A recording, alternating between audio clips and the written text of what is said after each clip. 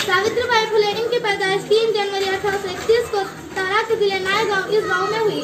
सावित्रीबाई फुले के वालिदा का नाम लक्ष्मीबाई और वालिद का नाम खंडोजी था। पहले जमाने में लड़कियों को पढ़ाने का रिवाज नहीं था। सावित्रीबाई फुले के वालिदा ने सिर्फ 9 साल की उम्र में उनकी शादी ज्योतिबा फुले से करा दी। जिस उम्र में लड़के गुड्डे और गुड़िया का खेल खेलती है उस उम्र में सावित्रीबाई फुले की शादी हो गई। सावित्रीबाई फुले अपने शौहर को सेठ जी कहते थे। सावित्रीबाई फुले की शादी के वक्त तक इनको पढ़ना और लिखना नहीं आता था। सावित्रीबाई फुले के शौहर ने इनसे कहा कि मैं तुम्हें पढ़ना और लिखना सिखाऊंगा। सावित्रीबाई फुले ने हैरानी से खुश होते हुए कहा, क्या सच में सेठ जी आप मुझे पढ़ना और लिखना सिखाएंगे? क्या मैं भी आपकी तरह किताबें पढ़ सकूंगी? सेठ जी ने कहा हाँ, लेकिन इनके खुसर यानी कि ज्योतिबा फुले के वालिद इस बात को लेकर बहुत नाराज हुए कि ज्योतिबा फुले सावित्रीबाई फुले को पढ़ना और लिखना सिखा रहे हैं।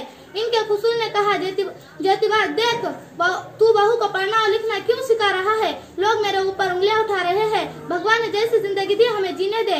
लेकिन ज्योतिबा नहीं माने तो इनके खुसर ने इन दोनों को घर से बाहर निकाल दिया। लेकिन फिर भी ज्योतिबा फुले ने सावित्रीबाई फुले को पढ़ना और लिखना सिखाना नहीं बंद किया। ज्योतिबा फुले के दोस्त उस्मान शेख पूना में रहते थे। सावित्रीबाई फुले और ज्योतिबा फुले इनके घर गए। उस्मान शेख एक अच्छे और नेक इंसान थे। वो अपनी बहन फातिमा के साथ रहते थे। उन्होंने सावित्रीबाई फुले और ज्योतिबा फुले को अपने घर में रहने के लिए जगह दी।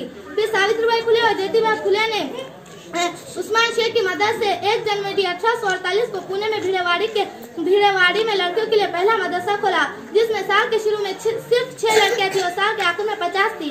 फातिमा शेख और सावित्रीबाई फुले के ऊपर गंदगी फेंकना, बुरा भला कहना और इनकी मुखालिफत करने में लोगों ने कोई कसर न छोड़ी। लेकिन फिर भी सावित्रीबाई फुले ने हिम्मत नहीं हारी। सावित्रीबाई फुले महाराष्ट्र की नहीं बल्कि भारत की पहली मौलमा और सदर मुदर्रिस कहलाई। 1852 में अंग्रेज अफसर मेजर कैंडी के हाथों सावित्रीबाई फुले और इनके शौहर ज्योतिबा फुले का इस्तकबाल किया गया।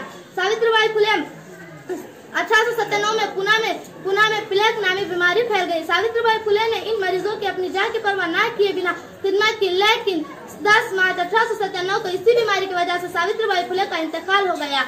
इस दिन को आज के दिन को 3 जनवरी लड़कियों के दिन के 3 जनवरी को बालिका दिन लड़कियों के दिन के तौर पर मनाया जाता है। आखिर में मैं तमाम लड़कियों से एक इल्तिजा करूंगी कि आप खूब पढ़ो और लिखो और अपने वालिदैन और असतिज़ा का नाम पूरी दुनिया में रोशन करो। खुदा।